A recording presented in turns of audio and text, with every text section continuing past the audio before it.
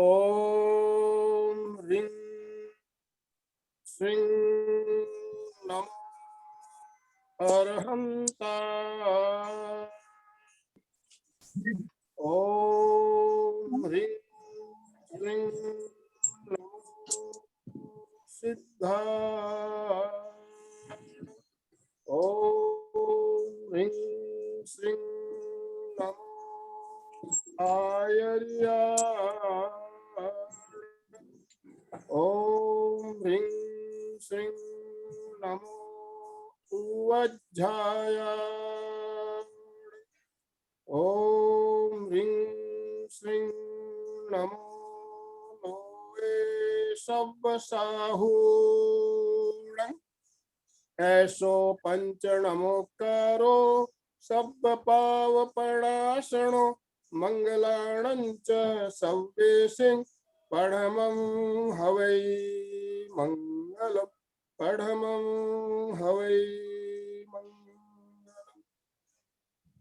परम पावन परम आराध्य प्रातः स्मरणीय आचार्य श्री महाश्रमण जी के चरणों में सत सत नमन करते हुए हम आज प्रातः का ये विशेष वेबिनार प्रारंभ करने जा रहे हैं।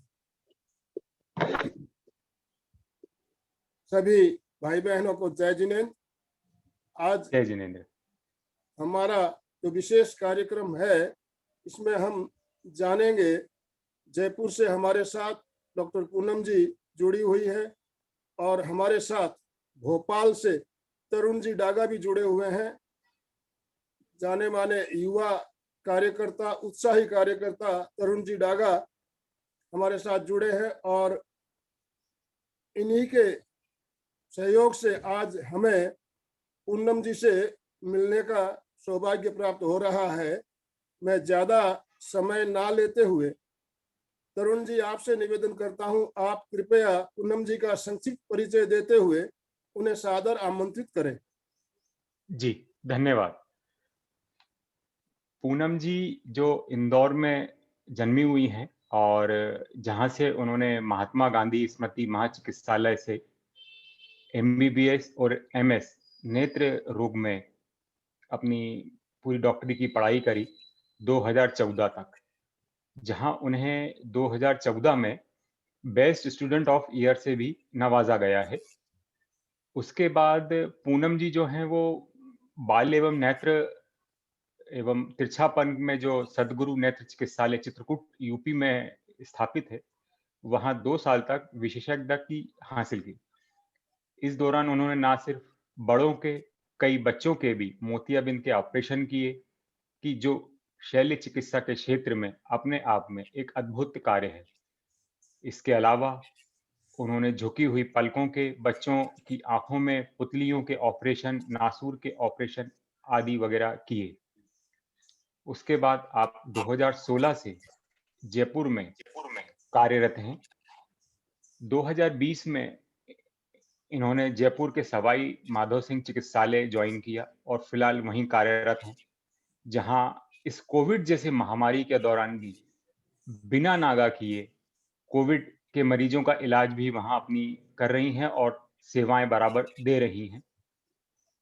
आपका अभी जो महिला दिवस गया, उस पे तेरा पंथ की जो विंग जयपुर है वहां सम्मानित हुए, वहां उनका सम्मान किया गया।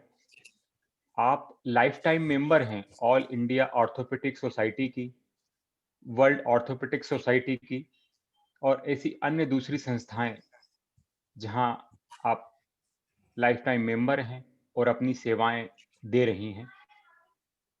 और इसके अलावा जो भी साधु साध्वियों की व्यवच के लिए आवश्यकता पूरी पड़ती है, वहां भी जाते हैं। उनके भी इलाज, उनकी भी सेवाओं में आप बराबर जुड़े हुए हैं।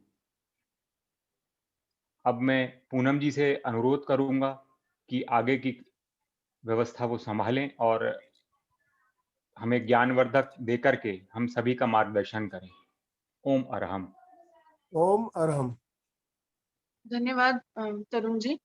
ओम अरहम। सबसे पहले तो मैं MP के फिटनेस कोचिंग क्लासेस श्री आनंदमल जी सेठिया श्री तरुण जी डागा, सभी का आभार व्यक्त करना चाहती हूँ कि उन्होंने मुझे ये मौका दिया कि मैं आप सभी के साथ में कुछ जरूरी बातें शेयर कर सकूं। क्योंकि मैं बच्चों की आंखों में विशेषज्ञता रखती हूँ, इसलिए मैं इसी टॉपिक पर आप सभी से आज बात करना चाहती हूँ। बच्चों की आंखें इसीलिए इम्पोर्टेंट हैं क्योंकि इस एज में जो भी डेवलपमेंट होता है वो आपके साथ जिंदगी भर चलता है।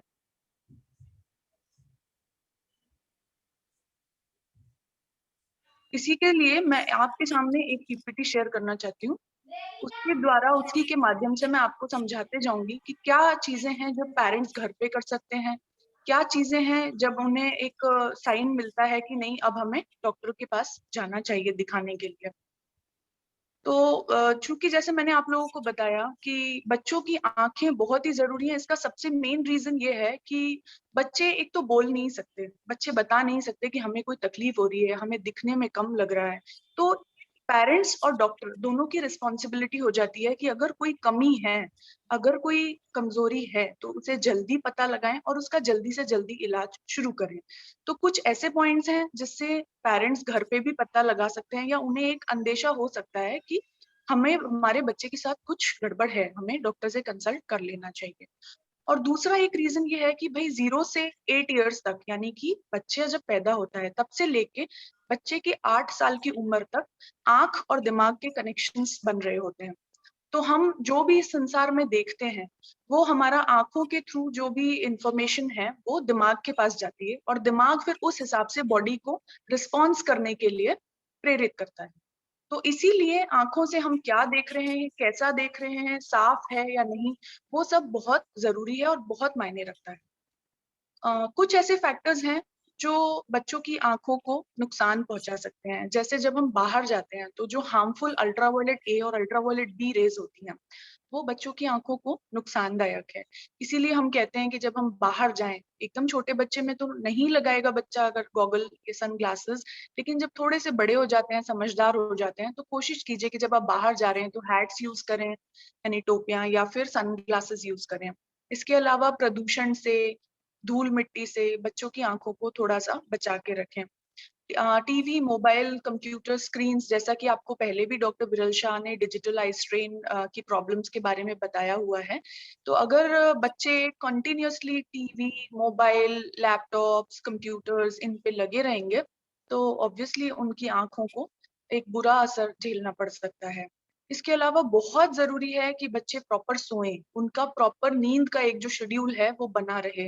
दिन में हो सके तो 2-3 घंटे उनको आफ्टरनून में या दोपहर में सुलाइए। और अगर नहीं भी सोते हैं तो कोई बात नहीं, उनकी एक्टिविटीज, हर बच्चे का कार्यकाल अलग होता है, हर बच्चा अपने आप में डिफरेंट होता है, इसलिए किसी भी बच्चे के लिए कोई एक पैटर्न सुनिश्चित करना कि नहीं अब खाना है, अब सोना है, ये थोड़ा सा मुश्किल है। लेकिन फिर भी हम एटलीस्ट ये इंश्योर करें कि बच्चा 8 से 9 घंटे रात में अनडिस्टर्ब सोए। इसके अलावा उसका जो खान पीन है उस पे हमारा ध्यान होना बहुत जरूरी है।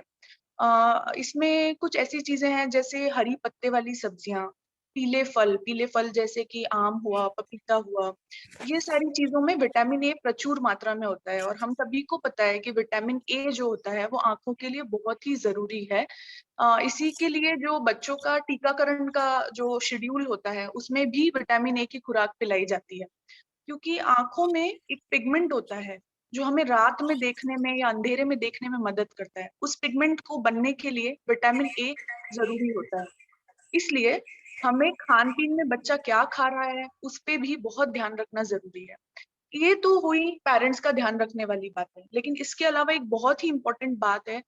हम सभी के मन में एक भ्रांति है, कई लोगों को ये कह दिया जाता है कि ठीक है अगर कोई प्रॉब्लम होगी तो दिखा लेंगे। ऐसा नहीं है। एक रूटीन बनाइए बच्चे का कि इस एज पे इसको एक शेड्यूल होता है, इस एज पे इसको डॉक्टर के पास लेके जाना ही है। अगर नॉर्मल है बहुत अच्छी बात है, अगर कोई प्रॉब्लम है तो वो जल्दी से जल्दी डिटेक्ट हो जाए ताकि डॉक्टर उसका सही टाइम पे इलाज कर सके। क्योंकि जैसे मैंने आपको बताया कि 0 to 8 इयर्स में कनेक्शंस बन रहे होते हैं। मान लीजिए किसी बच्चे को बचपन से तकलीफ है और पेरेंट्स उसको लेके आ रहे हैं 7 साल की उम्र पे कि इसको मोतियाबिंद है या इसको चश्मे का नंबर था, हमें पता नहीं चला, अब हमें समझ में आ रहा है कि इसको कम दिखता है। तो उस एज में हम उसको जो ट्रीटमेंट है वो तो दे देंगे, लेकिन उसकी जो नजर डेवलप होनी चाहिए वो नहीं हो पाएगी। इसलिए जितना जल्दी इलाज हो सके उतना जल्दी शुरू करना चाहिए। तो इसीलिए मैं सबसे पहले तो आपको पेरेंट्स को कुछ ऐसी चीजें बताना चाहूंगी जिससे आप घर में अंदाजा लगा सकते हैं कि हमारे बच्चे को डॉक्टर की जरूरत है या नहीं। और अगर फिर भी आपको ऐसा लगता है कि नहीं सब कुछ नॉर्मल है, लेकिन फिर भी एक रूटीन चेकअप आप जरूर बच्चे का कराइए। तो सबसे पहले फर्स्ट एट बर्थ जब बच्चा पैदा होता है तो बच्चे की आंखें कहीं भी फिक्स नहीं करती, वो घूमती रहती हैं। तो दिस इज नॉर्मल, ये नॉर्मल है। उस वक्त बच्चे की नजर बहुत कम होती है। जब बच्चा एकदम पास में कोई ऑब्जेक्ट लाया जाता है तो उसको देख पाता है, अदरवाइज दूर का तो बच्चे को बहुत ही कम दिखता है जब बच्चा पैदा होता है। तो उसके लिए ज्यादा परेशान होने की जरूरत नहीं है, बच्चे की आंखें घूमती रहेंगी उस वक्त। जब बच्चा 1 महीने का हो जाता है तो आप उसको कोई बजने वाला खिलौना या कोई लाइट वाला चीज, चाहे खिलौना हो चाहे टॉर्च हो या कोई भी ऐसी चीज जिसमें लाइट हो, जब आप उसको दिखाएंगे तो बच्चा उस पर फोकस करेगा, लेकिन वो उस पर ज्यादा देर ठहर नहीं पाएगा, वो फिर से उसकी आंखें घूमती रहेंगी। तो ऐसा सिलसिला जो है ये 3 महीने तक चलता रहता है। तो यदि 3 महीने के पहले हमें लगता है कि ये बच्चे की आंखें तो घूम रही हैं, ये कोई एक पर्टिकुलर चीज पे देख ही नहीं पा रहा, तो परेशान होने की जरूरत नहीं है। 3 मंथ्स तक बच्चे की आंखें जो हैं वो फोकस के लिए डेवलप होती रहती हैं। 3 मंथ्स के बाद यदि बच्चा कोई ऑब्जेक्ट को नहीं देख पाता है, उस पर फोकस नहीं कर पाता, अगर आप ऑब्जेक्ट को हिला रहे हैं और बच्चा उसकी तरफ आंख नहीं ले जा पा रहा है, तो फिर आपको डॉक्टर की तरफ कंसल्ट करना चाहिए। ऐसा कब करना है? 3 मंथ्स के बाद। 3 मंथ्स के पहले ये नॉर्मल है, 3 मंथ्स के बाद ये अब नॉर्मल है, इसीलिए उसके बाद आपको डॉक्टर के पास जाना चाहिए। 5वें महीने पे बच्चे को ये समझ में आने लगता है कि जब हमने 2-3 ऑब्जेक्ट्स रखे हैं, 2-3 खिलौने बच्चे के सामने रख दिए, कौन सा ऑब्जेक्ट आगे है, कौन सा खिलौना पीछे है, ये बच्चे को 5वें महीने पे समझ आने लगता है। मतलब उसे पता होता है कि पीछे वाली चीज उठाने के लिए हाथ कितना दूर बढ़ाना है। ये 5वें महीने पे, यानी गहराई का एहसास जो है वो उसे 5वें महीने पे समझ आने लगता है। और एक और बहुत ही इंपॉर्टेंट बात होती है, कई पेरेंट्स आते हैं और वो कहते हैं कि हमारे बच्चा जब हुआ था तो इसकी आंखें हल्की भूरी थी, अब धीरे धीरे जैसे जैसे ये बड़ा हो रहा है तो इसकी आंखें का कलर जो है वो चेंज हो रहा है। तो इसके लिए भी घबराने की जरूरत नहीं है। 9 मंथ्स तक आंखों का कलर चेंज हो सकता है। 9 मंथ्स के बाद अगर कोई अबनॉर्मल कलर नजर आता है या कलर में कोई चेंज होता है तो फिर आपको डॉक्टर से कंसल्ट करना चाहिए। तो ये तो हुआ न्यूबॉर्न में या फर्स्ट ईयर ऑफ लाइफ की बात। जब हम 1 साल के बाद का बच्चा जब आता है, 1 से 2 साल के बीच का बच्चा, तो उसमें क्या क्या चीजें हमें देख के एक अंदेशा होना चाहिए कि नहीं ये गलत है या ये सही नहीं है बच्चे की आंखों के लिए। सबसे इंपॉर्टेंट चीज है मिस अलाइनमेंट। मिस अलाइनमेंट मतलब आंखों का एक लाइन में ना होना, यानी कि सीधा ना देख पाना, यानी आंखें तिरछी होना। अब ये आंखें अंदर की तरफ घूमी हो सकती हैं, बाहर की तरफ घूमी हो सकती है, या फिर पलक झुकी हुई भी हो सकती है। तो इन सभी केसेस में आप जितना जल्दी हो सके डॉक्टर के पास जाएं। वेट ना करें कि हम 2 महीने बाद जाएंगे, हम 4 महीने बाद जाएंगे, हम 6 महीने बाद जाएंगे। नहीं, ये बच्चे के लिए भी गलत है और एज पेरेंट आपके पार्ट पे भी गलत है। तो जितना जल्दी हो सके डॉक्टर से कंसल्ट करें। दूसरा बहुत ही इंपॉर्टेंट चीज जो मैंने आपको बताया कि विटामिन ए जो होता है वो उसकी खुराक, आपका जो इम्यूनाइजेशन का शेड्यूल होता है, टीकाकरण का जो शेड्यूल होता है ना बच्चे का, उसमें दिया जाता है। तो ये तब देते हैं जब खसरे का वैक्सीन लगता है, मीजल्स जिसको बोलते हैं।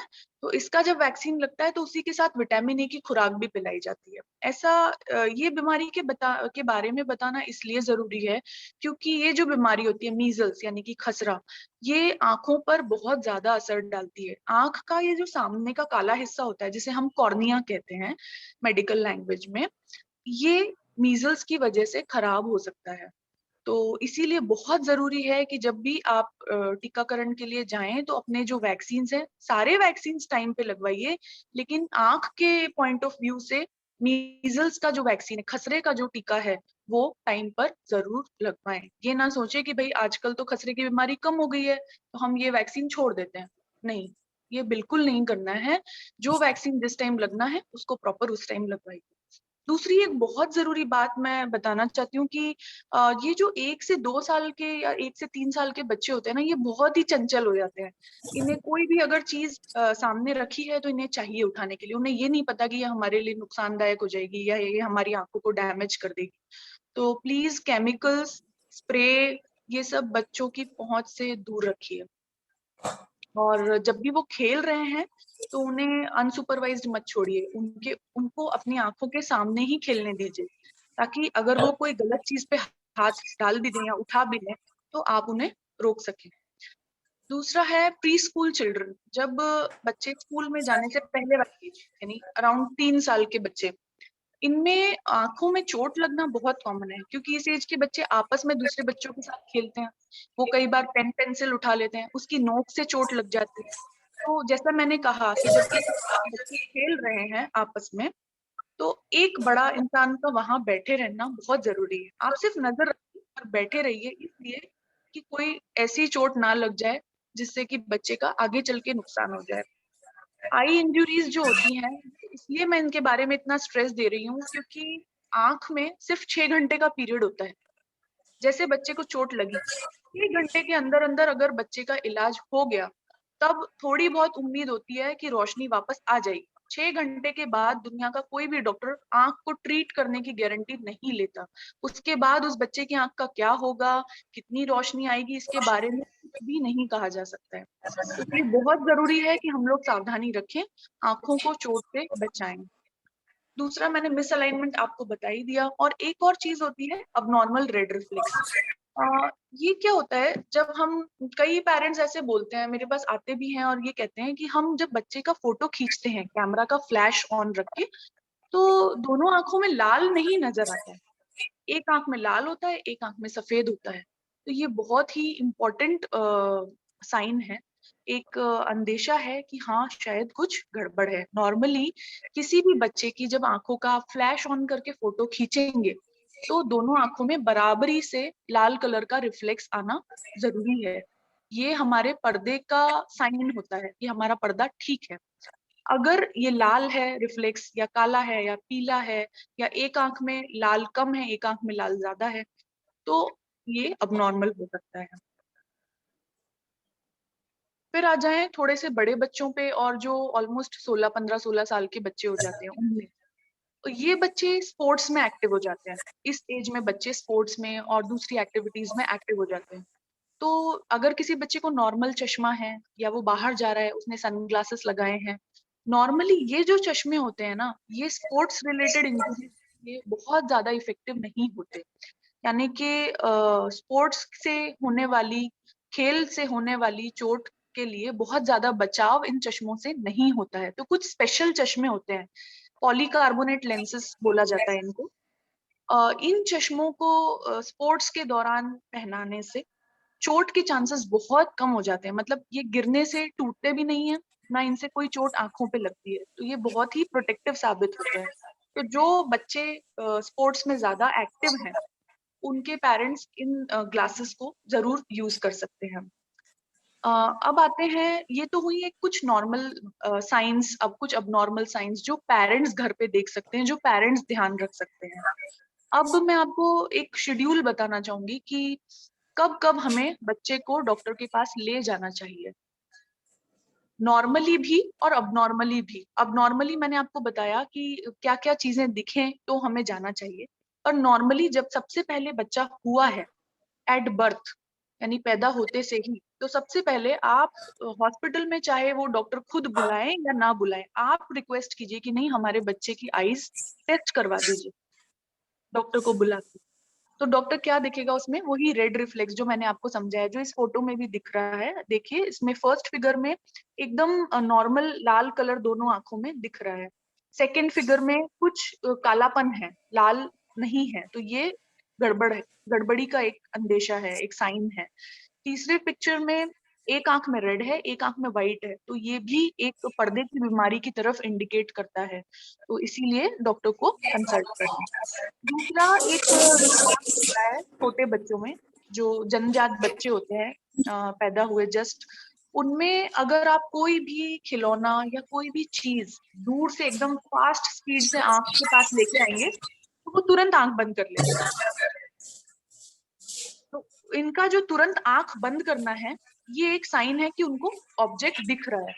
अगर आप बच्चे को, मान लीजिए कि बच्चे को दिख ही नहीं रहा है, उसको नजर ही नहीं है, और आप तेजी से कोई खिलौना या कोई भी चीज उसकी आंखों के पास ले जा रहे हैं, तो बच्चा बंद ही नहीं करेगा। इसका मतलब क्या समझ में आया? ये समझ में आया कि बच्चे को नजर ही नहीं है, आंखों में रोशनी ही नहीं है, तो हमें डॉक्टर के पास जाना चाहिए। क्या बात है, अगर कोई ऐसा कारण है जिसे हम इलाज करके सुधार सकते हैं, तो हमें तुरंत ही उसको दिखाना चाहिए। तो इन केसेस में मैंने आपको बताया कि जैसे ही बच्चा हो, आप एक बार डॉक्टर से कंसल्ट कर लें। तो डॉक्टर आपको रूटीन एक स्क्रीनिंग बोलते हैं हमारी लैंग्वेज में, विजन की स्क्रीनिंग, वो देख के बता देगा कि भाई बच्चे की आंखें ठीक है या नहीं है। और दूसरा, कुछ केसेस हैं जहां आपको स्पेशल ध्यान रखना चाहिए। जैसे अगर बच्चा प्री मेच्योर हो गया, 9 महीने पेट में रहता है बच्चा, अगर 9 महीने से पहले ही बच्चा माँ के पेट से बाहर आ गया है, तो उस केस में आपको पुतली फैलाकर बच्चे का पूरा थॉरो जांच आंखों का कराना चाहिए। क्योंकि इसमें एक बीमारी होती है जिसमें पर्दा उखड़ने के चांसेस होते हैं, जिसमें जिंदगी भर बच्चे की नजर जा सकती है। तो ये एक बहुत ही इंपॉर्टेंट चीज है। अगर बच्चा 9 महीने के पहले पैदा हुआ है तो प्लीज अपने डॉक्टर से रिक्वेस्ट करें कि उसकी आंखें टेस्ट करवा दीजिए, उसको पर्दे का कोई दिक्कत तो नहीं है या और कोई परेशानी तो नहीं है, ये दिखवा लीजिए। या फिर अगर बच्चा पैदा हुआ है और उसको कोई आपको ऐसा लग रहा है कि इसकी आंखों में कुछ कमी है, कैसे पता चलेगा? बच्चे की आंखों से कंटिन्यूअस पानी बह रहा है, बच्चा कोई भी चीज देखने पे फॉलो नहीं कर रहा है, या बच्चे की पलक झुकी हुई है, या घर में कोई ऐसा बच्चा पहले पैदा हुए हैं जिनको आंखों में कोई समस्या रही है, तो ऐसे केसेस में आपको पहले ही डॉक्टर को बता देना चाहिए और उनसे पहले ही रिक्वेस्ट कर लेना चाहिए कि नहीं, हमें चेकअप कराना ही है। दूसरा जो एग्जामिनेशन है, पहला हो गया एट बर्थ यानी पैदा होते से ही, दूसरा एग्जामिनेशन हो गया 6 से 12 महीने की एज पे। 6 से 12 महीने की एज पे डॉक्टर आपका ये देखेगा कि उसका जो रेड रिफ्लेक्स जो मैंने आपको बताया वो सही है या नहीं, उसकी आंखें बराबर किसी ऑब्जेक्ट को फोकस कर रही हैं या नहीं, उसको फॉलो करती हैं या नहीं, यानी ऑब्जेक्ट अगर हिलाया तो आंख भी उस डायरेक्शन में जा रही है या नहीं जा रही है। इसके अलावा कुछ 1-2 टेस्ट और होते हैं जो डॉक्टर करके आपको इंश्योर करेगा कि भाई बच्चे की आंख ठीक है। तीसरा एग्जामिनेशन होगा 1 साल के बाद, यानी 1 से 3 साल के बीच में। ये एज इसलिए इम्पोर्टेंट है क्योंकि यहाँ बच्चे काफी कुछ समझने लगते हैं, लेकिन बोल के आपको बता नहीं सकते कि उनकी नजर कितनी है या उनको कितना दिख रहा है। तो इसमें भी कुछ टेस्ट होते हैं और वो करके आप डॉक्टर से आइडिया ले सकते हैं कि सब कुछ ठीक है या नहीं। 3 to 5 years के जो बच्चे होते हैं, मतलब लगभग 5 साल की एज तक आने वाले जो बच्चे होते हैं, इनमें हम आराम से विजन टेस्ट कर सकते हैं। कई मैक्सिमम बच्चे समझ लीजिए 3 to 5 years के 90% या 95% बच्चे, चार्ट्स आते हैं, कुछ स्पेशल चार्ट्स आते हैं आई के टेस्ट करने के, जिनसे पता चल जाता है कि उनकी नजर कम है, ज्यादा है, क्या है, कोई प्रॉब्लम है, आंखें सुस्त तो नहीं है या आंखें तिरछी तो नहीं है, ये सब कुछ पता चल जाता है। तो 3 to 5 years में बहुत ज्यादा प्रॉब्लम आती नहीं यूजुअली। और जैसे हम देखते हैं तो कई बच्चों में हमें चश्मे के नंबर मिलते हैं। चश्मे का नंबर एक ये मैं आपको बहुत ही क्लियर कर देना चाहती हूँ, एक प्रॉब्लम होता है जिसमें दूर का नहीं दिखता, एक प्रॉब्लम होता है जिसमें पास का नहीं दिखता, राइट? तो ये जो पास का नहीं दिखता, ये प्रॉब्लम कभी भी बच्चे में नहीं होती है। बच्चे की नजर हमेशा पास की अच्छी ही होती है। हमेशा जो प्रॉब्लम आती है वो दूर की नजर में प्रॉब्लम आती है।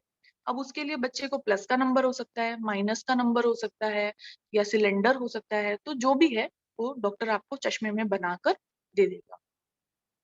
तो क्या क्या प्रॉब्लम्स के अगर आपको दिखें तो आपको डॉक्टर के पास जाना चाहिए। बच्चा बहुत ज्यादा आंख मल रहा है, बच्चे की आंखों से कंटिन्यूअस पानी बह रहा है, बच्चे को आंखों में कीचड़ आ रहा है, कोई फुंसी हो गई है, बहुत ज्यादा खुजली कर रहा है, या फिर आंखें टेढ़ी हैं, या आपको ऐसा लग रहा है कि इसको जब देखता है टीवी को तो बहुत ही ज्यादा आंखें गड़ा के देखता है, या आंख बंद करके देखता है, छोटी करके देखता है, या बड़ी करके देखता है, इस टाइप से कोई भी अगर प्रॉब्लम आपको लगती है तो आपको डॉक्टर के पास जाना है, कोई भी फोकसिंग प्रॉब्लम आपको लगती है। तो 5 इयर्स और उससे बड़े बच्चों में तो चश्मे का नंबर बहुत ही कॉमन है। 5 साल और उससे बड़े बच्चों में तो चश्मे का नंबर बहुत कॉमन है आजकल, क्योंकि इसका एक बहुत ही इंपॉर्टेंट कारण है टीवी, मोबाइल्स, कंप्यूटर स्क्रीन। इनके होने से डिजिटल आई स्ट्रेन तो बड़ा ही है। डिजिटल आई स्ट्रेन यानी कि सिर में दर्द या आंखों में भारीपन, जो आपका पोस्चर है शरीर का, इसमें गड़बड़ यानी कि मांसपेशियों में जकड़न, ये तो हुआ ही है। इसके साथ में दूर का जो चश्मे का नंबर आना, ये भी एक प्रॉब्लम बढ़ गया है, क्योंकि बच्चे कंटिन्यूअस पास की चीज देखते रहते हैं।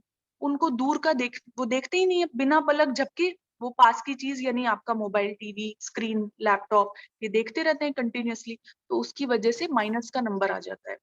तो वो भी एक रीजन है। तो कॉमन जो मैंने आपको प्रॉब्लम्स बताई उसमें चश्मे का नंबर है। एलर्जी बहुत ही कॉमन है इंडिया में, स्पेशली हमारे राजस्थान में तो बहुत ही ज्यादा कॉमन है। यहाँ पे डस्ट और एनवायरमेंटल एलर्जेंस या कहना चाहिए प्रदूषण का लेवल भी थोड़ा सा ज्यादा है, तो इस वजह से एलर्जी काफी ज्यादा है। एलर्जी में एक बहुत ही इंपॉर्टेंट बात है कि एक तो ठंडे पानी के छींटे डालिए दिन में 8 से 10 बार रोज। दूसरा, अगर ज्यादा खुजली है तो थोड़ा सा बर्फ का सेक भी कर सकते हैं आंखों के ऊपर, कपड़े में बर्फ रख के हल्का हल्का 5 मिनट के लिए दिन में 2 बार आंखों के ऊपर बर्फ का सेक कर सकते हैं। और एक बहुत ही जरूरी चीज, बच्चे को आंख बिल्कुल भी ना मसलने दें। बच्चे को आंख नहीं मसलना है, क्योंकि ये जो काला हिस्सा होता है सामने का, हीरा जिसको हम कहते हैं या कॉर्निया मेडिकल लैंग्वेज में, ये पतला होते चले जाता है मसलने से, और फिर आगे चल के इसकी एक बीमारी होती है केरेटोकोनस, वो हो जाता है। तो इसलिए एलर्जी में बहुत जरूरी है कि आप डॉक्टर से ड्रॉप्स लिखवाएं, ठंडे पानी के छींटे डालिए और बर्फ से सिकाई कीजिए, लेकिन बच्चे को आंख बिल्कुल भी ना मसलने दें। ठीक है। और दूसरा एक बहुत ही कॉमन प्रॉब्लम होती है एलर्जी में, वो ये कि कुछ पेरेंट्स क्या करते हैं, डायरेक्ट जाके मेडिकल दुकानों से बोलते हैं कि हाँ बच्चे को एलर्जी है, कोई ड्रॉप दे दीजिए। मेडिकल वाले जो होते हैं वो स्टीरॉइड, बहुत ही सस्ता आता है, 12-13 रुपए का कोई ड्रॉप आता है स्टीरॉइड का, वो उठाकर दे देते हैं। स्टीरॉइड के अपने नुकसान होते हैं, उससे टेम्पररी रिलीफ बहुत अच्छा आता है। जैसे ही आप डालेंगे बच्चा बोलेगा बहुत अच्छा लग रहा है, बहुत अच्छा लग रहा है। इवन पेरेंट्स भी, कई बड़े लोग भी डाल लेते हैं और इसको अनड्यू डालते रहते हैं, फिर उससे लॉन्ग टर्म कॉम्प्लिकेशन हो जाते हैं, काला पानी या कांचबिन जिसको बोलते हैं। तो जो भी आप ड्रॉप्स डाल रहे हैं वो प्लीज डॉक्टर की एडवाइस लेके डालिए, कितनी बार डालना है वो उससे समझ के डालिए। जो मेडिकल पे फार्मासिस्ट वगैरह होते हैं उनसे ड्रॉप्स पूछकर मत डालिए। दूसरा, मैंने आपको कॉमन प्रॉब्लम बताया कि अच्छा होना, और एक और एंटिटी होती है अम्ब्लायोपिया। मैं क्यों बार बार ये बात आपसे कर रही हूँ कि चश्मे का नंबर बच्चों को जल्दी से जल्दी देना चाहिए। एक अपने घर का ही एग्जाम्पल मैं आपको दे रही हूँ। मेरा खुद का बेटा, उसको मैंने 4 मंथ्स की एज पे चश्मा लगाया। क्यों जरूरी है कि मैं 4 महीने के बच्चे को चश्मा लगा रही हूँ? मैं ये भी तो कर सकती हूँ कि बच्चा 8 साल का हो, 10 साल का हो, तब चश्मा दे दें।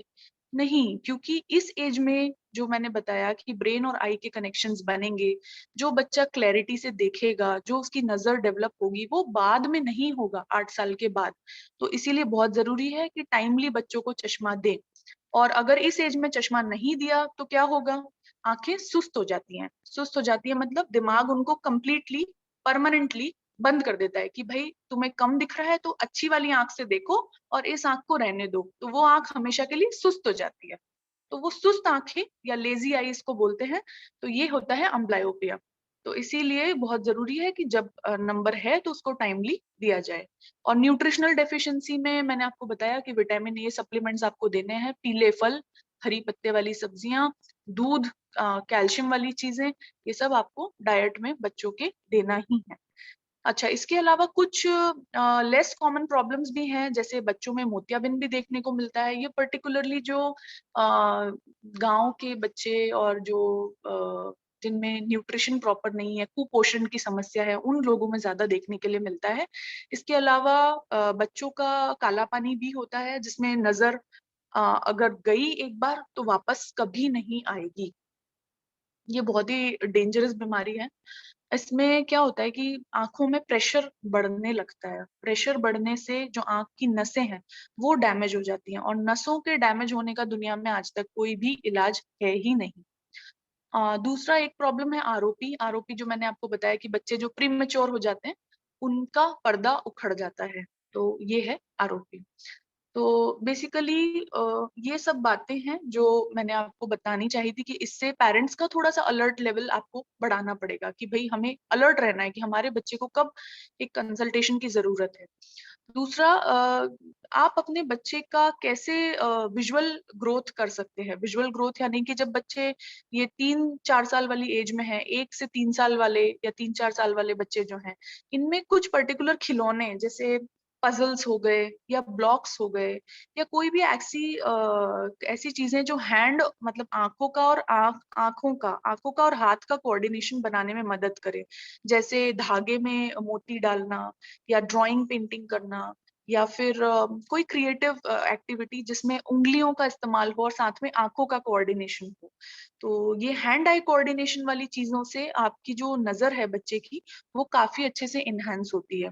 इसके अलावा आप बाहर जा रहे हैं तो आपको सनग्लासेस और हैट्स यूज करने हैं, प्लस आपको डॉक्टर के पास रेगुलर स्क्रीनिंग्स करानी। एक बहुत ही इंपॉर्टेंट चीज, वैसे तो आपका डिजिटलाइज स्ट्रेन का टॉपिक हो चुका है और वो उन्होंने बड़ों के लिए तो कवर कर ही दिया है, लेकिन बच्चों में जो अमेरिकन अकेडमी ऑफ पीडियाट्रिक्स है वो ये कहती है कि 1 साल से छोटे बच्चे को बिल्कुल भी टीवी, मोबाइल, लैपटॉप्स नहीं देखना चाहिए।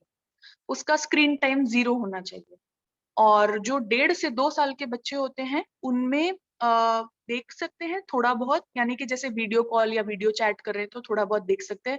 या बच्चा अगर मोबाइल देखना शुरू कर रहा है तो कोशिश कीजिए कि जो वो देख रहा है वो एजुकेशनल कंटेंट देखे, यानी कि उसकी एज के हिसाब से, जैसे ABCD देख रहा है या कलर्स देख रहा है या एनिमल्स देख रहा है, मतलब ऐसी कोई चीज देख रहा है जिससे वो कुछ सीखे। अनड्यू वीडियोस या गाने या अनड्यू वीडियोस जो आते हैं वो देखने का कोई फायदा नहीं है। तो मैंने आपको बता ही दिया कि जब ज्यादा स्क्रीन बच्चे यूज करते हैं तो डिजिटल आई स्ट्रेन होता है, मायोपिया होता है। और एक और बहुत ही इंपॉर्टेंट बात है कि जब बच्चे ज्यादा मोबाइल, टीवी, लैपटॉप देखते हैं तो उनकी नींद की जो साइकिल है वो भी डिस्टर्ब हो जाती है, क्योंकि बच्चे क्या करते हैं अक्सर रात में सोने के टाइम मोबाइल लेके बैठ जाते हैं। फिर उसमें से निकलती है ब्लू लाइट। ब्लू लाइट की वजह से क्या होता है कि जो नींद के जो सेल्स होते हैं उन पे असर पड़ता है।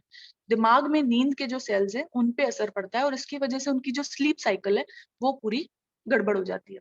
तो इसीलिए बहुत जरूरी है कुछ टिप्स कि बच्चे स्क्रीन्स कैसे यूज करें। जैसे हर 20 मिनट के बाद 20 फीट दूर देखना है 20 सेकंड के लिए। यानी कि जैसे बच्चा अगर लैपटॉप या स्क्रीन यूज कर रहा है तो एवरी 20 मिनट्स बच्चे को ब्रेक दिलवाइए। ब्रेक इन द सेंस, खिड़की से बाहर देखने बोलिए 20 फीट दूर एटलीस्ट 20 सेकंड के लिए, ताकि बच्चा फोकस शिफ्ट करे, पास की चीज से फोकस दूर पे जाए। दूसरा, आप ये कर सकते हैं कि फोन में देख रहा है तो एक टाइमर सेट कर दिया, ताकि उस टाइम पे बच्चे को याद आ जाए कि नहीं टाइमर बज गया है, अब मुझे बाहर देखना है या बाहर एक चक्कर मार के आना है। तो बीच बीच में बच्चे का ब्रेक हो गया। तीसरी चीज, आजकल बच्चों को सॉफ्ट कॉपी भी मिलती है स्कूल में और हार्ड कॉपी भी मिलती है, यानी किताबें भी मिलती हैं और वही किताबें उनको फोन में भी डलवा दी जाती है कि अगर बच्चा इससे ना पढ़े तो इससे पढ़े। तो कोशिश कीजिए कि आप ऑल्टरनेट करें, ऐसा नहीं कि बच्चा फोन में किताब खोल के फोन में से ही पढ़ रहा है। ओरिजिनल किताब भी उसके सामने रखिए और उसको बोलिए बेटा एक चैप्टर इसमें से पढ़ो, एक चैप्टर इसमें से पढ़ो, एक चैप्टर फोन से पढ़ो और एक चैप्टर किताब से पढ़ो। तो ऐसे कर सकते हैं। इसके अलावा अगर वीडियो गेम्स वगैरह खेल रहे हैं तो थोड़ी देर खिड़की से बाहर देखिए, एवरी 20 सेकेंड के लिए ब्रेक लीजिए। और उसके बाद पेजेस जब पढ़ रहे हैं, बुक्स पढ़ रहे हैं या लैपटॉप में बुक्स पढ़ रहे हैं तो पेजेस को बुक मार्क कर दीजिए कि भाई एक पेज पढ़ा या एक चैप्टर पढ़ा, उसके बाद you have to take a break, go outside, बाहर जाइए या खिड़की से बाहर देखिए या बाहर की कोई चीज पे नजर डालिए। इस तरीके से जब बाहर जाते हैं तो कोशिश कीजिए कि आप स्क्रीन यूज ना करें। जैसे आप सूरज की रोशनी में बाहर निकले हुए हैं या बाहर तेज रोशनी है और उसमें आप अपना स्क्रीन यूज ना करें, क्योंकि इसमें क्या होता है कि आपकी आंखों पे और आंखों की मांसपेशियों पे एक दबाव पड़ता है। और इसीलिए जब आप स्क्रीन यूज करें तो उसका ब्राइटनेस और कंट्रास्ट कम कर लीजिए। एक बहुत ही जरूरी चीज है, ये तो आंखों का था, लेकिन एक पोस्चर का भी प्रॉब्लम होता है कि जब बच्चा बैठा है तो सीधा बैठे, यानी कि नेक यानी गर्दन और बॉडी स्ट्रेट रहे, ये बहुत जरूरी है।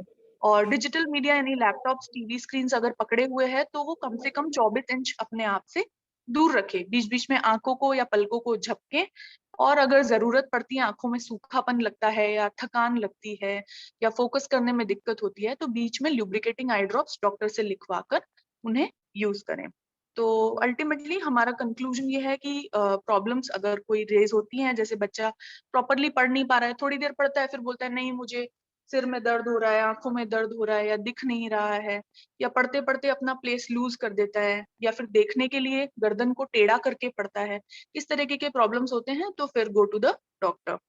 और जल्दी पहचानेंगे तो जल्दी डॉक्टर के पास जाएंगे और जल्दी इलाज होगा।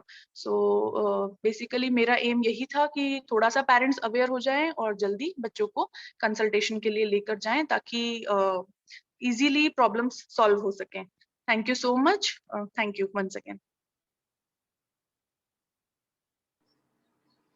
बहुत बहुत धन्यवाद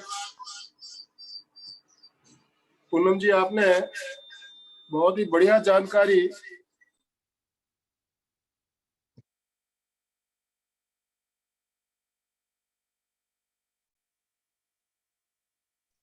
और हर परिवार के लिए बहुत ही उपयोगी जानकारी आपसे अभी मिली। मैं समझता हूँ प्रत्येक माता पिता को इस ओर ध्यान देना चाहिए, बच्चों के आंखों की सुरक्षा कैसे की जाए इस बारे में आपने बताया। तो अभी किसी भी की कोई जिज्ञासा हो तो उसके लिए भी हमने कुछ समय रखा हुआ है। अलका जी। बिल्कुल पूछ सकते हैं, अगर कोई भी आपको कोई डाउट है, कुछ भी है, तो आप मुझसे बिल्कुल पूछ सकते हैं। और अगर अलका जी साखला भी हमारे साथ जुड़ी हुई है। मैं अलका जी से निवेदन करूंगा, कृपया पहले अपने आप को अनम्यूट करें। हेलो, आवाज आ रही है? जी आ रही है। हाँ, पूनम जी ने बहुत ही सुंदर इंफॉर्मेशन दी है और ये बहुत जरूरी है, क्योंकि बच्चों के लिए माँ बाप जागरूक तो रहते हैं, परंतु ऐसी जो छोटी छोटी बातें इन्होंने बताई वो उनको पता नहीं होती है। तो बेसिक जानकारी देना बहुत आवश्यक होता है और ये एक सुंदर काम महाप्रज्ञ परीक्षा केंद्र द्वारा आनंद भाई जी ने आयोजित किया। परंतु जो पेरेंट्स को ऐसी छोटी चीजें, बच्चे कहाँ देख रहे, कब देख रहे, कंसंट्रेशन होता है कि नहीं, कितने साल में, कितने महीने में होना चाहिए, ये छोटी छोटी जानकारी इनके लिए बहुत ही उपयुक्त है। पूनम जी, बहुत बहुत धन्यवाद देती हूँ मैं आपको एमपी के तरफ से। और आंखों की मुझे एक ही प्रश्न पूछना है कि आंखों की एक्सरसाइज होती है, वो बच्चों को कब से करवा सकते हैं? मैडम, आंखों की एक्सरसाइज मतलब वैसे तो क्या है, बच्चों के कॉपरेशन पे डिपेंड करता है। जैसे बच्चा जितनी जल्दी करेगा उतना अच्छा है। आंखों की एक्सरसाइज के बारे में मेरे ख्याल से पहले भी आपको बताया गया है, लेकिन मैं फिर से एक बार बता देती हूँ। इसमें आंखों को क्लॉकवाइज घुमाना होता है 10 टाइम्स, और फिर 10 टाइम्स एंटी क्लॉकवाइज, यानी पहले सीधी तरफ घुमाएं और फिर उल्टी तरफ घुमाएं। इसके अलावा सामने पेन रख के दोनों आंखों से बच्चों को फोकस कर।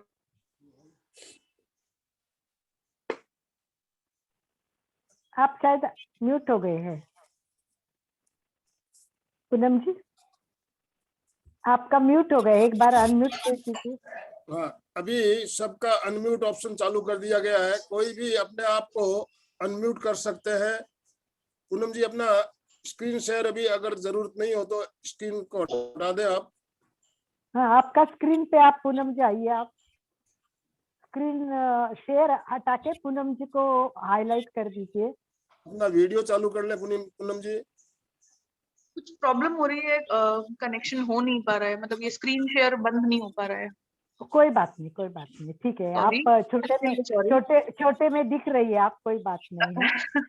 बहुत मैं धन्यवाद। ये कहना चाह रही थी कि आईज को जो है क्लॉकवाइज और एंटी क्लॉकवाइज घुमाना होता है। पहले सीधे तरफ 10 बार घुमाना होता है, फिर उल्टे तरफ गोल गोल, ऐसे जितना घुमा सकते हैं बच्चे उतना आपसे करवाना चाहिए। और दूसरा एक एक्सरसाइज होती है पेन वाली। इसमें पेन या पेंसिल कोई भी सामने रख के दोनों आंखों से उस पर फोकस करवाइए, धीरे धीरे उसको पास लाइए नाक की तरफ, बिल्कुल सीध में।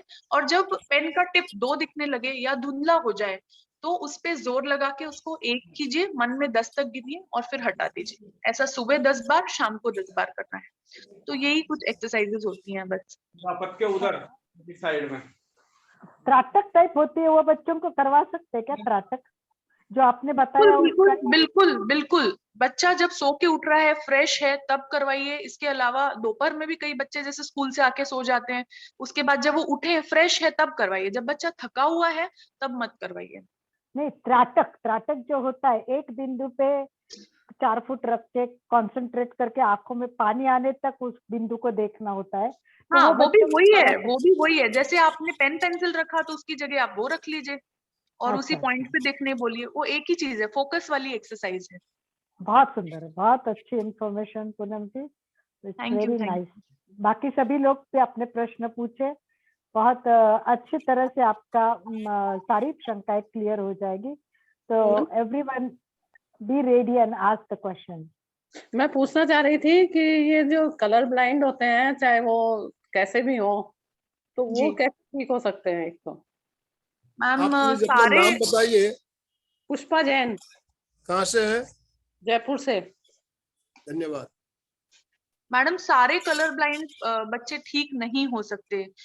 कलर ब्लाइंडनेस में कुछ particular type of colour blind people होते हैं जिनका कि ये होता है कि भाई वो ठीक किए जा सकते हैं। एक्चुअली वो ठीक नहीं होते, लेकिन एक पर्टिकुलर टाइप के कॉन्टैक्ट लेंसेज आते हैं, स्पेशल कॉन्टैक्ट लेंसेज आते हैं, तो उनको लगाने से वो जो कलर की कमी है वो दूर हो जाती है। अच्छा, उन कॉन्टेक्ट लेंस लेकिन नाम वगैरह कुछ?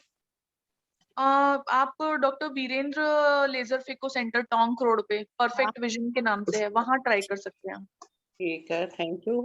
और एक मैं पूछ रही थी, जैसे 60 साल की उम्र के बाद भी रेटिना, जैसे अपन रेटिना का वो चेकअप कराते हैं तो वो ब्लंक करते हैं, तो वो देख ब्लंक पता नहीं चलता किधर जा रहा है, तो वो ठीक हो सकता है क्या? सॉरी, मैं आपका क्वेश्चन समझी नहीं। मैं कह रही थी 60 साल के बाद भी रेटिना की प्रॉब्लम हो, जो ब्लंक करते हैं ना ये लोग, एक टेस्ट करते हैं जिसमें वो चमकाता है, मतलब चमक चमक को चेक करते हैं, ऊपर जा रहा है गोला, नीचे जा रहा है, वो ओके, नहीं। हाँ हाँ हाँ हाँ। तो वो 60 साल की उम्र के बाद भी ठीक हो जाता है क्या? वो उसमें हम सक्सेस नहीं है? नहीं, उसके सक्सेस रेट कम ही है। पर्दे की कोई भी जब प्रॉब्लम होती है ना, तो उसके सक्सेस के चांसेस वैसे ही कम हो जाते हैं, क्योंकि पर्दे का एज सच कोई रिप्लेसमेंट आया नहीं है अब तक। ये वो कहते हैं कैटरेक्ट का ऑपरेशन करवा लो, तो कैटरेक्ट के ऑपरेशन से कितना फायदा मिलेगा? देखिए, कैटरैक्ट और ये पर्दे का प्रॉब्लम दोनों अलग अलग चीजें हैं, लेकिन ये है कि 60 साल या 65 साल की उम्र में आदमी को हल्का फुल्का कैटरैक्ट तो हो ही जाता है। तो जो थोड़ा बहुत धुंधलापन या थोड़ा बहुत नजर में बेहतरी आ सकती है अगर ऑपरेशन करा लें तो। लेकिन अल्टीमेटली अगर आप ये सोचें कि हमारी आपके जैसी एकदम नॉर्मल नजर हो जाएगी आदमी की, तो वो नहीं होती, क्योंकि उसको पर्दे का भी प्रॉब्लम है और पर्दे का इलाज बहुत ज्यादा बीमारियों में संभव नहीं है। तो जैसे मैंने ना एक आंख का ऑपरेशन करवा लिया कैटरेक्ट, उसमें मेरे को साफ दिखता है, लेकिन दूसरी आंख में रेटिना की प्रॉब्लम है, तो अब मैं कैटरेक्ट का ऑपरेशन कराती हूँ तो उस आंख की, मेरी पास की आंख भी चली जाएगी ना? फिर पास की आंख अच्छी है मेरी बिल्कुल। वो तो इसलिए अच्छी है क्योंकि जब मोतियाबिंद होता है ना, तो दूर का तो कम हो जाता है, लेकिन पास का अच्छा दिखने लगता है। अच्छा अच्छा। हाँ, तो तो जब आप ऑपरेशन ऑपरेट कराना चाहिए, करेंगे, नहीं कराना चाहिए दूसरी आंख का? नहीं मैडम, ऑपरेट तो कराना चाहिए, क्योंकि मोतियाबिंद अगर बढ़ेगा ना तो वो अपने दूसरे कॉम्प्लिकेशंस लेके आएगा, जैसे काला पानी हो जाएगा या इमरजेंसी अगर प्रेशर बढ़ जाएगा आंख में, तो वो दूसरे प्रॉब्लम्स हो जाते हैं कई बार। तो अगर इमरजेंसी नहीं है तो आप ये कर सकते हैं कि भाई थोड़े दिन डिले कर लिया, थोड़े दिन रुक गए, थोड़े दिन बाद करा लिया। लेकिन ये मत कीजिए कि हम करा ही नहीं रहे हैं, चाहे कुछ भी हो जाए, वो आंखों में दूसरे कॉम्प्लिकेशंस कर देगा। अच्छा अच्छा। इसलिए उसको टाइमली ट्रीट करवा लें तो ज्यादा बेटर है। पर आपको ठीक। ये समझना पड़ेगा कि जो पर्दे की प्रॉब्लम है उसकी वजह से जो नजर कम है वो नहीं आएगी, लेकिन जो मोतियाबिंद की वजह से जो हिस्सा नजर का कम है वो जरूर आ जाएगा। अच्छा अच्छा, थैंक यू बहुत बहुत। सभी एक बार वीडियो ऑन करें और अपना नाम बता के प्रश्न पूछे, दैट विल बी ग्रेट। हाँ, इंदिरा जी कुछ पूछना है आपको? महेंद्र जी, मीनू जी सब जुड़े हुए हैं हमारे साथ। जय जिनेन्द्र। जय जिनेन्द्र। इंदिरा खिमेसरा मुंबई से। मैं ये पूछना चाहती हूँ कि अभी आजकल हमारी लाइफ भी कोरोना की वजह से हम लोग ज्यादा करके जूम और यही अटेंड करके सब प्रोग्राम करते हैं, और इसके अलावा भी व्हाट्सएप वगैरह आजकल बहुत ज्यादा हो गए हैं, तो जी। कभी कभी आंखों में भारीपन लगता है, तो उसके लिए क्या करना चाहिए? मैडम इसके लिए तो आपको एक बार तो चेक कराना चाहिए, क्योंकि अभी फिलहाल जब से लॉकडाउन और ये कोविड की सिचुएशंस आई हैं उसके बाद से चश्मे के नंबर वाला प्रॉब्लम बहुत सारे लोगों में बढ़ गया है। कई लोगों में पास का नंबर इंक्रीज हो गया है, कई लोगों में दूर का भी नंबर आ गया है। तो ये प्रॉब्लम्स तो हो ही रही हैं। साथ में कुछ ड्रॉप्स ऐसे होते हैं जिनको हम यूज कर सकते हैं, जिनसे थोड़ा सा ये थकान, भारीपन और शाम होते होते एक अजीब सा महसूस होना, ये सब थोड़ा सा कम हो जाता है। तो एक बार आप अगर किसी डॉक्टर को कंसल्ट करेंगे तो बेटर रहेगा। Thank you. इनका प्रश्न हो जाए वापस अपने आप को म्यूट कर ले। महेंद्र जी जैन जुड़े हुए हैं, आपको कुछ पूछना हो तो अनम्यूट कर सकते हो। मीनू बथला जी, नमस्कार सर। नमस्कार। हाँ जी, पूरी नॉलेज मिल गई, अच्छा लगा, जानकारी मिली, बच्चों के रिलेटेड भी जानकारी मिली, बहुत अच्छी क्लास लगी, धन्यवाद, थैंक यू।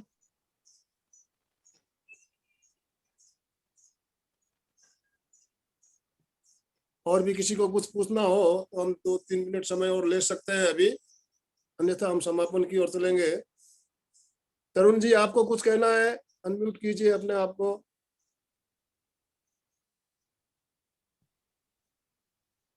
जो पूनम जी ने जानकारी हमारे साथ शेयर करी, वो मेरे हिसाब से सभी के लिए, चाहे बड़े हों छोटे हों, सभी के लिए काफी ज्ञानवर्धक रही।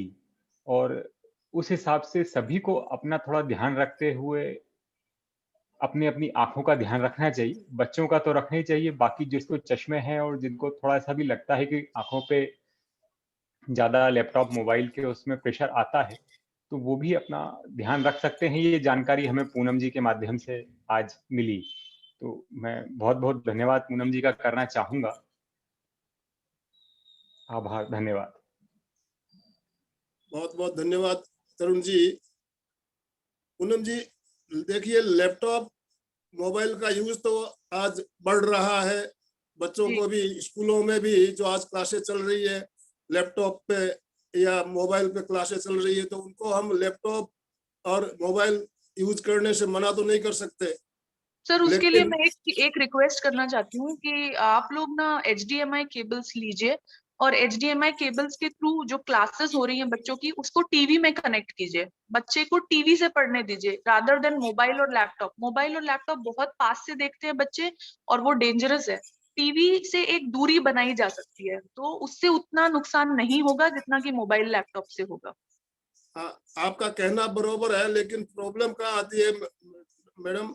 एक घर में अगर 3 बच्चे हैं, तीनों की अलग अलग क्लास चल रही है, और घर में टीवी अगर एक है तो कैसे देखेंगे? जी, वो तो है। उसके लिए आप स्कूल में रिक्वेस्ट कर सकते हैं कि टाइमिंग सबका अलग अलग थोड़ा सा कर सकें अगर। दिन भर क्लासेस चलती है, अब सुबह से लेकर शाम तक। मेरे पोता पोती 2 है, दोनों की जी अलग अलग क्लास चलती है। टीवी अगर एक है तो दोनों को अब या तो एक टीवी दूध, एक रूम में टीवी और लगाऊं। जी पूनम जी, जी ये जो एक ब्लू लेंसेस करके भी आ रहे हैं, जी, ब्लू लेंसेज भी आते हैं। उसमें ये होता है कि जो स्क्रीन से ब्लू लाइट जो निकलती है उसको वो फिल्टर कर देते हैं।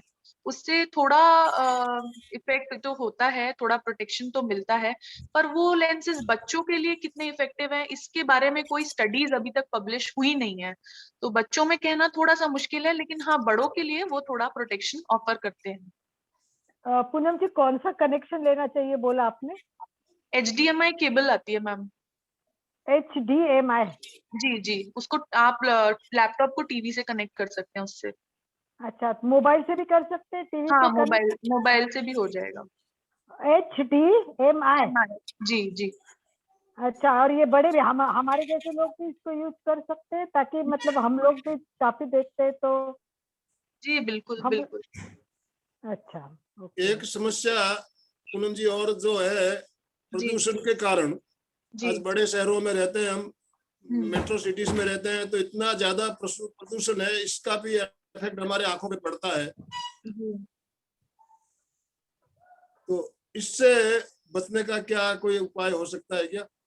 उसके लिए तो आप चश्मे यूज कीजिए। मतलब आप जब ड्राइव कर रहे हैं, नॉर्मली जब कार में हैं तो बहुत ज्यादा दिक्कत तो होगी नहीं, लेकिन अगर आप 2 व्हीलर पे हैं, बाइक्स पे, स्कूटी पे हैं, तब तो आपको गॉगल्स, अगर आपको कोई चश्मे का नंबर नहीं भी है तो भी आप एक सादा गॉगल लगा के जाइए, ताकि अगर मान लीजिए ड्राइव कर रहे हैं कोई चीज उड़ के ही लग गई तो कम से कम आपकी आंख तो बचेगी।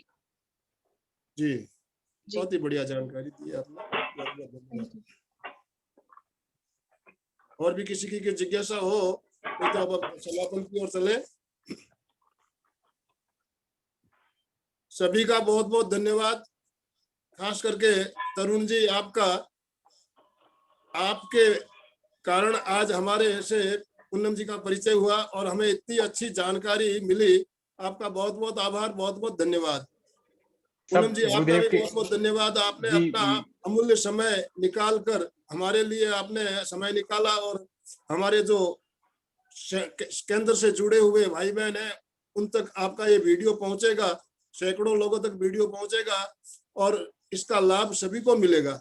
और हमारा वीडियो एमपी के फिटनेस क्लासेस चैनल पे आ जाएगा तो हजारों लोग इसे देख पाएंगे और सबको इसका फायदा मिलेगा। तो सबसे मेरा निवेदन यही है, कृपया हमारे चैनल को सब्सक्राइब कर ले और अपने परिजनों तक इस वीडियो को भेजेंगे ताकि ज्यादा से ज्यादा हमारे जो कार्यक्रम आज हुआ इससे लाभान्वित हो सके लोग।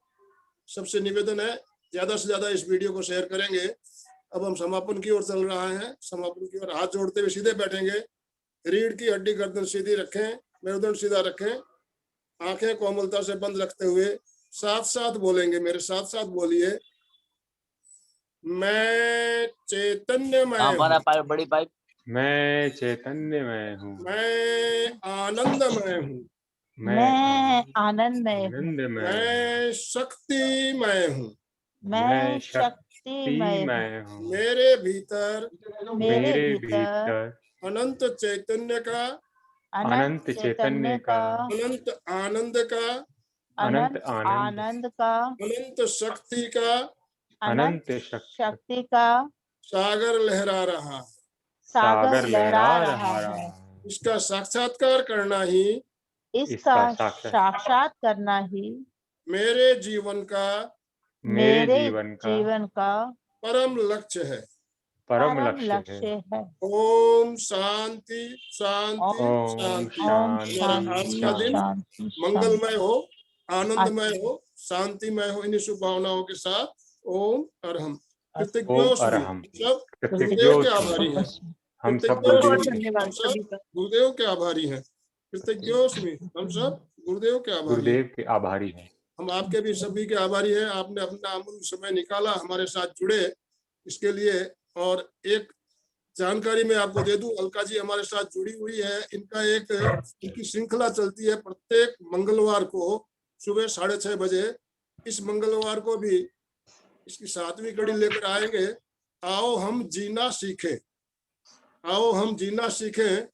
इसके 6 भाग ऑलरेडी हो चुके हैं, 7वां भाग अगले मंगलवार को होने वाला है। तो मंगलवार को इनका जो श्रृंखला चल रही है इसका लाभ भी आप सभी ज्यादा से ज्यादा लें।